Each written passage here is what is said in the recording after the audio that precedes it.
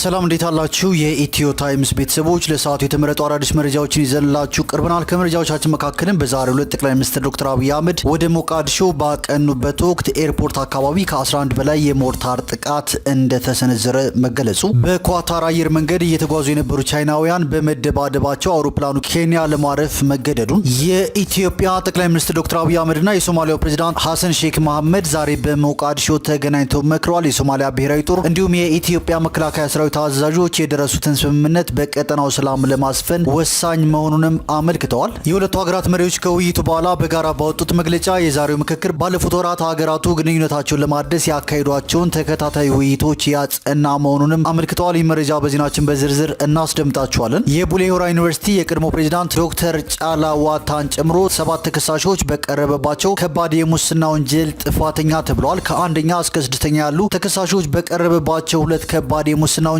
ጥፋተኛ የተባሉ ሲሆን 7ኛ ተከሳሽ ደግሞ በቀረበበት አንድ ከባድ የሙስና ወንጀል ክስ ጥፋተኛ እንደተባለ ተመላክቷል። ይህ መረጃም በዜናችን በዝርዝር እንመለከተዋለን። ሐማስ የ4 ታጋቾችን አስክሬን አስረክቧል። እስራኤል ደግሞ ከ600 በላይ እስረኞችን መልቀቅ ጀምራለች። በግብጽ አደራዳሪነት በተደረሰው ስምምነትም ከዛሬ ማለዳ ጀምሮ ከ600 በላይ ፍልስጤማውያን እስረኞችን መፍታት መጀመሯን፣ የተወሰኑትም ዌስት ባንክና ጋዛ መድረሳቸው ተዘግበዋል። ይህ መረጃም በዜናችን በዝርዝር እንመለከተዋለን። ክቡራትና ክቡራን የኢትዮ ታይምስ ቤተሰቦች እነዚህና ሌሎች ለሰዓቱ የተመረጡ አዳዲስ መረጃዎችን ይዘንላችሁ ቀርበናል። ቻናላችንን ሰብስክራይብ በማድረግ የደውል ምልክቷን በመጫንና መረጃውም ለብዙዎች እንዲዳረስ ላይክ በማድረግ እስከ መጨረሻው አብራችሁን ቆዩ።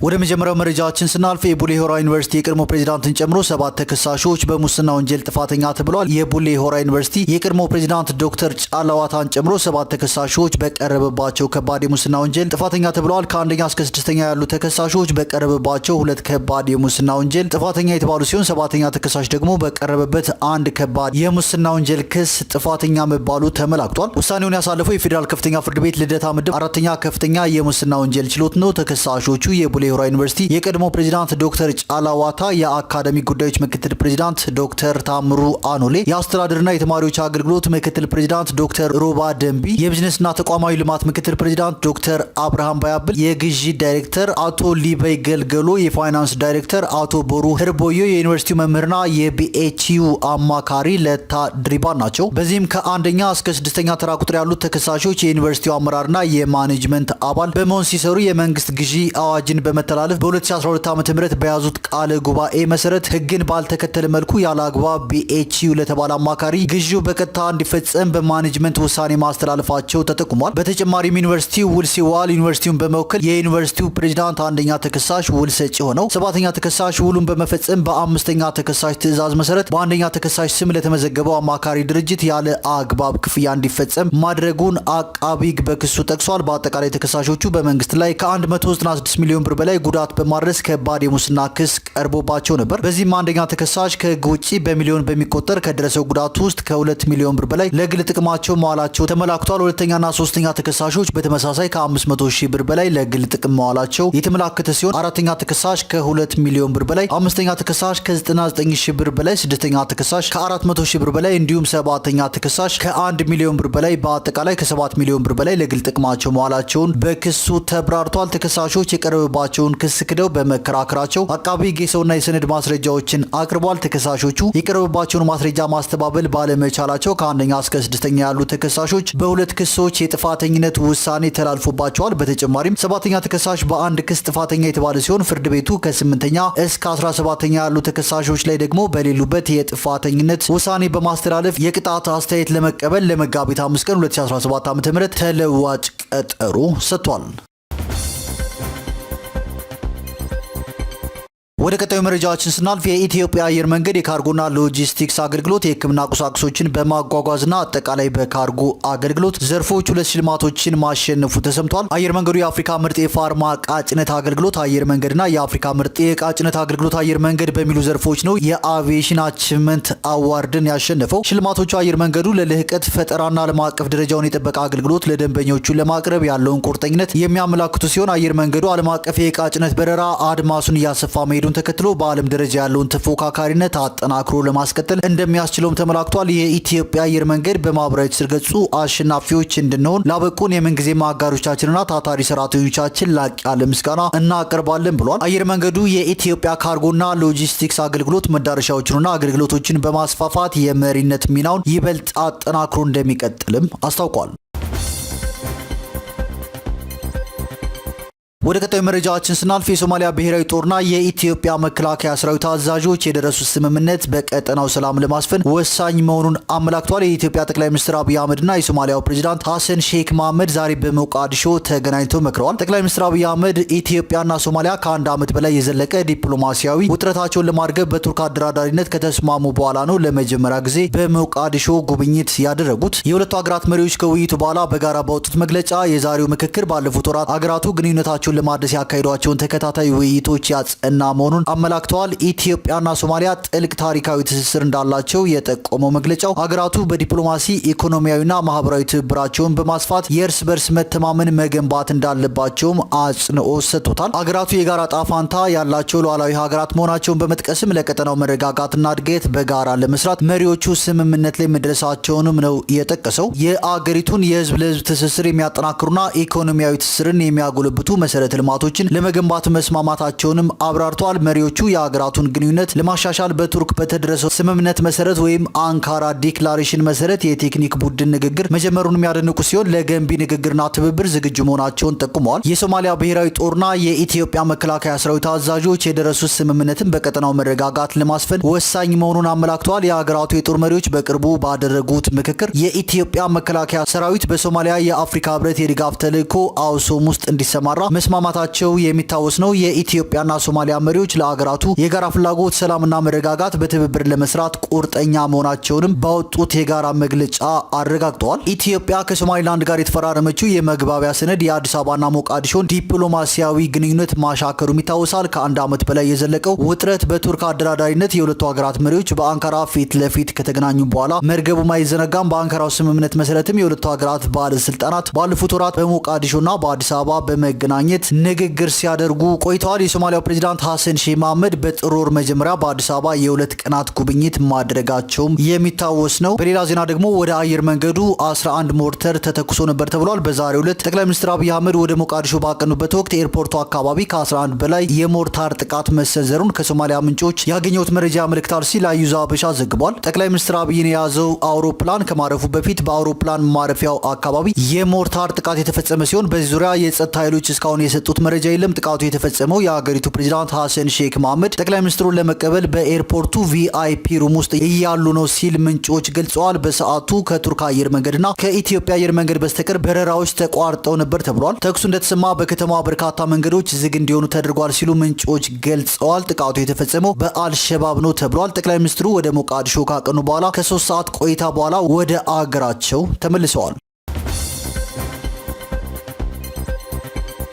ወደ ቀጣዩ መረጃችን ስናልፍ ሐማስ የአራት ታጋቾችን አስክሬን አስረክቧል። እስራኤል ከ600 በላይ እስረኞችን መልቀቅም ጀምራለች። የፍልስጤሙ ሐማስ በጋዛ ህይወታቸው ያለፈ የአራት እስራኤላውያን ታጋቾችን አስክሬን አስረክቧል። ሽሎሞ መንሱር፣ ኦሃድ ያሃሎሚ፣ ሳቺ ኢዳንና ኢትዚክ ኤልጋራት የተባሉ ታጋቾች አስክሬን በእርግጥም የእነርሱ ለመሆኑ ምርመራ እየተደረገ መሆኑን እስራኤል አስታውቃለች። ባለፈው ሳምንት ሐማስ ወደ እስራኤል የላከው የሽሪ ቢባስ አስክሬን የሌላ ሰው ሆኖ መገኘቱን ተከትሎ ነው የዘረመል ምርመራው በእስራኤልና ጋዛ ድንበር በቴል አቪቭ እየተካሄደ ያለው። ሐማስ የአራቱን ታጋቾች አስክሬኖች ያስረክበው ህዝብ ሳይሰበሰብና እንደ ከዚህ ቀደሞቹ የመድረክ ትዕይንት ሳያሳይ ነው። ለዚህም እስራኤል መሰል ዝግጅቶች ከተደረጉ እስረኞችን አለቅም በሚል ማስጠንቀቋ ዋነኛው ምክንያት መሆኑን ሮይተርስ ዘግቧል። እስራኤል የፍልስጤሙ ቡድን ታጋቾችን ሲያስረክብ የዜጎችን ክብር ዝቅ የሚያደርግ ዝግጅት ማካሄድ የለበትም በሚል ባለፈው ሳምንት ልትለቃቸው የነበሩ ፍልስጤማውያን እስረኞችን ሳትፈታ መቆየቷም ይታወሳል። በግብጽ አደራዳሪነት በተደረሰው ስምምነትም ከዛሬ ማለዳ ጀምሮ ከ600 በላይ ፍልስጤማውያን እስረኞችን መፍታት መጀመሯና የተወሰኑትም ዌስት ባንክና ጋዛ መድረሳቸው ተዘግቧል። ዛሬ ከተለቀቁት እስረኞች ውስጥ በጋዛው ጦርነት የተያዙ ከ400 በላይ ፍልስጤማውያን የሚገኙበት ሲሆን በእስራኤል የዕድሜ ልክ እስራት ተፈርዶባቸው የነበሩ 50 እስረኞችም ይፈታሉ ተብሏል። ሐማስ የሚያስተዳድረው የእስረኞች ሚዲያ ቢሮ በጋዛ የሚገኙ ሆስፒታል ፍልስጤማውያኑን እስረኞች ለመቀበል ተዘጋጅተዋልም ተብሏል። እስራኤልና ሐማስ በጥር ወር መጨረሻ የደረሱት የተኩስ አቁም ስምምነት የመጀመሪያ ምዕራፍ የፊታችን ቅዳሜ ይጠናቀቃል። ለ7 ሳምንታት በዘለቀው የመጀመሪያ ምዕራፍ ስምምነት ሐማስ 34 በህይወት ያሉና 10 የታጋቾች አስክሬን አስረክቧል። እስራኤል ደግሞ ዛሬ የምትለቃቸውን ጨምሮ 1700 የሚጠጉ ፍልስጤማውያን እስረኞችን ፈታለች። ቀሪዎቹ 59 ታጋቾችን ለማስለቀቅ የተኩስ አቁም ስምምነቱ መራዘም ይኖርበታል የተባለው በተኩስ አቁም ስምምነቱ መሰረት የመጀመሪያው ምዕራፍ ከመጠናቀቁ በፊት በሁለተኛው ምዕራፍ ላይ ድርድር ማድረግ መጀመር ቢኖርባቸውም በተለያየ ምክንያት ሳይሳካ ቀርቷል። የታጋቾችን እስረኞች ልውውጡ ይቀጥል ዘንድ ሁለቱም አካላት ስምምነቱን ለማራዘም መስማማትም ይጠበቅባቸዋል። ወደ ቀጣዩ መረጃችን ስናልፍ የባሎን ዶር አሸናፊው ካሪም ቤንዜማ ለመቄዶኒያ ድጋፍ ሊያደርግ እንደሆነ ተሰምቷል። በስፔን ላሊጋና በሪያል ማድሪድ መለያ በዋንጫ ያንቆጠቆጠ ታሪክን የጻፈው እንዲሁም በአሁኑ ሰዓት ለሳውዲው ክለብ አል ኢትሃድ እየተጫወተ የሚገኘው ፈረንሳዊው አጥቂ ካሪም ቤንዜማ ለመቄዶኒያ ድጋፍ ሊያደርግ እንደሆነ ተሰምቷል። የተጫዋቹ የግል አውሮፕላን ረዳት አብራሪ የሆነው ኢትዮጵያዊው አቤል ወይም ጆንሰን ግን በግሉ ለመቄዶኒያ የ$5000 ድጋፍን ትናንት ማበርከቱን መቄዶኒያ አሳውቋል። 19ኛ ቀኑን የያዘው ለመቄዶኒያ የሚደረገው የገቢ ማሰባሰብ ከ566 ሚሊዮን ብር በላይ እንደተሰበሰበም ተገልጿል።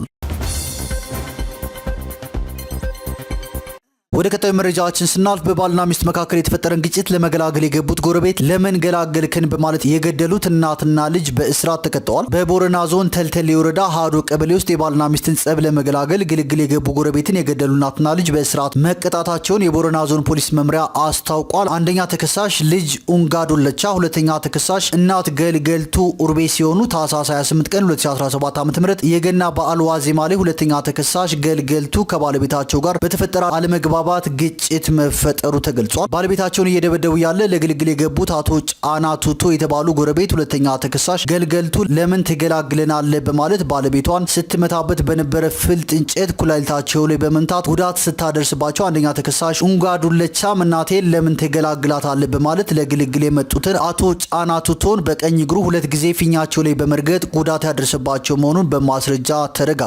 ተጎጂው አቶ ጫና ቱቶ በእናትና ልጅ በደረሰባቸው ጉዳት ኩላሊታቸውና ፊኛቸው ላይ ጉዳት በመድረሱ የገና በዓል ዕለት በአካባቢው ሰዎች እርዳታ ወደ ሆስፒታል እየሄዱ ያለ ሕክምና ሳያገኙ መንገድ ላይ ህይወታቸው እንዳለፈም ተረጋግጧል። ፖሊስ ከአካባቢ ሰዎች በደረሰው መረጃ መሰረት የሟችን አስክሬን በሆስፒታል በማስመርመር የድርጊቱ ፈጻሚዎች እናትና ልጅን በቁጥጥር ስር በመዋል የምርመራ መዝገቡን በሰውና በአስክሬን የምርመራ ውጤት በማጠናከር ለአቃቢ ግልኳል። አቃቢ ግን ከፖሊስ የደረሰውን የምርመራ መዝገብ ተመልክቶ በወንጀል ህግ ቁጥር 540 ቀላል ባልሆነ ሁኔታ አስበው ሰውን በመግደል ወንጀል ክስ መስርቷል። የተመሰረተውን ክስ ሲከታተል የቆየው የቦረና ዞን ከፍተኛ ፍርድ ቤት የካቲት 17 ቀን 2017 ዓ.ም በዋለው ችሎት አንደኛ ተከሳሽ ልጅ ኡንጋዱለቻ ጥፋተኛ ሆኖ በመገኘቱ በ12 ዓመት እስራት፣ ሁለተኛ ተከሳሽ እናት ገልገልቱ ኡርቤ በ11 ዓመት እስራት እንዲቀጡ የተወሰነባቸው መሆኑን ከቦረና ዞን ፖሊስ መምሪያ ወንጀል ምርመራ ዋና ክፍል የተገኘው መረጃ ያሳያል።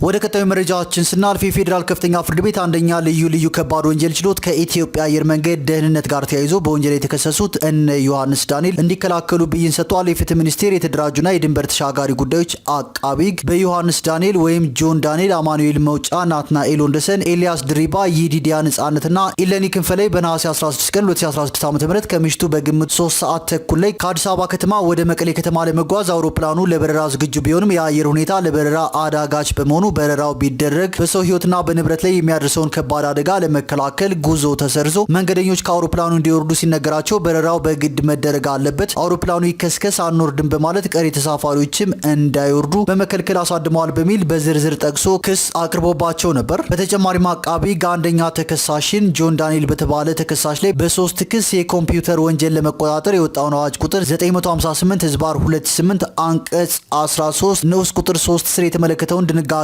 መተላለፍ፣ ቲክቶክ በተባለ ማህበራዊ ሚዲያ በተንቀሳቃሽ ምስል ቀርጾ በቀጥታ ስርጭት ማስተላለፍ የሚል ክስ አቅርቦበት ነበር። በዚህ መልኩ ተከሳሾቹ የክስ ዝርዝሩ ከደረሳቸው በኋላ ያቀረቡትን የዋስትና ጥያቄ ውድቅ ተደርጎ በማረሚያ ቤት ሆነው ጉዳያቸውን እንዲከታተሉ በተሰጠ ትዕዛዝ መሰረት ከማረሚያ ቤት ቀርበው ጉዳያቸውን ተከታትለዋል። ተከሳሾቹ የወንጀል ድርጊቱን አልፈጸምንም በማለት የእምነት ክህደት ቃላቸውን በመስጠታቸው አቃቢ ሕግ ለወንጀሉ መፈጸም ያስረዱልኛል ያላቸውን ምስክሮች ቃል አሰምቷል። ፍርድ ቤቱ የአቃቢ ሕግ ማስረጃን መርምሮ ዛሬ በኋላ በዋለው የችሎት ቀጠሮ ሁሉም ተከሳሾች በአንደኛ ክስ ማለትም በወንጀል ህግ አንቀጽ 504 መሰረት እንዲከላከሉ ብይን ሰጥቷል። ሁለተኛውን ክስ በሚመለከት ፍሬ ነገሩ በአንደኛ ክስ ተጠቃሎ የተገለጸ በመሆኑ ተከሳሾቹን በሁለተኛ ክስ ነጻ በማለት በአንደኛው ክስ ብቻ እንዲከላከሉ ፍርድ ቤቱ ብይን ሰጥቷል። በተጨማሪም ፍርድ ቤቱ ጆን ዳንኤል የተባለው አንደኛ ተከሳሽን በተደራቢነት በቀረበበት በሶስተኛ ክስ የኮምፒውተር ወንጀል ለመቆጣጠር የወጣው አዋጅ ቁጥር 958/28 አንቀጽ 13 ንዑስ ቁጥር 3 ስር የተመለከተውን ድንጋጌ መተላለፍ በሚለው ክስ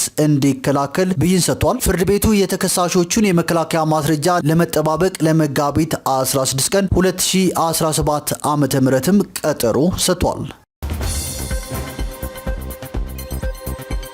ወደ መጨረሻው መረጃችን ስናልፍ በኳታር አየር መንገድ እየተጓዙ የነበሩ ቻይናውያን በመደባደባቸው አውሮፕላኑ ኬንያ ለማረፍ መገደዱ ተገልጿል። ከስፍራው እንደተሰራጩ ዘገባዎች ከሆነ አውሮፕላኑ ወደ ናይጄሪያ ሌጎስ እየተጓዘ የነበረ ሲሆን በአየር ላይ በሁለት ቻይናውያን መካከል ጸብ ይፈጠራል። በድብድቡ አንደኛው ቻይናዊ ተጎድቶ በመውደቁ የተነሳ አውሮፕላኑ ጆሞ ኬንያታ አየር ማረፊያ ሊያርፍ መቻሉን ዘገባዎቹ አስረድተዋል። የተጎዳው ቻይናዊ በአየር ማረፊያው የሕክምና እርዳታ የተደረገለት ሲሆን ጥቃት የፈጸመው ቻይናዊ ከአውሮፕላኑ እንዲወርድ ተደርጎ በዚያው መታሰሩን ተገልጿል። አውሮፕላኑ ለአንድ ሰዓት ያክል ከቆየ በኋላ መንገደኞችን ይዞ ወደ ሌጎስ ሊበር እንደቻለ ዘገባዎቹ አስረድተዋል። ይህ ድርጊት የተፈጠረው እሁድ ዕለት ሲሆን በዚሁ ዕለት አንድ ሱዳናዊ ደግሞ በኢትዮጵያ አየር መንገድ አውሮፕላኑ ውስጥ ሲጋራ ሲያጨስ በመገኘቱ መታሰሩን ዘገባዎቹ አስታውቀዋል። አውሮፕላኑ ከካርቱም ተነስቶ በኢትዮጵያ በኩል አድርጎ ኬንያ የደረሰ ነበር። ልክ አውሮፕላኑ እንዳረፈም ይህ ሱዳናዊ ሲጋራውን በመለኮስ ሕግ መተላለፉን ዘገባዎቹ ገልጸዋል ሲል ዘሀበሻ ዘግቧል።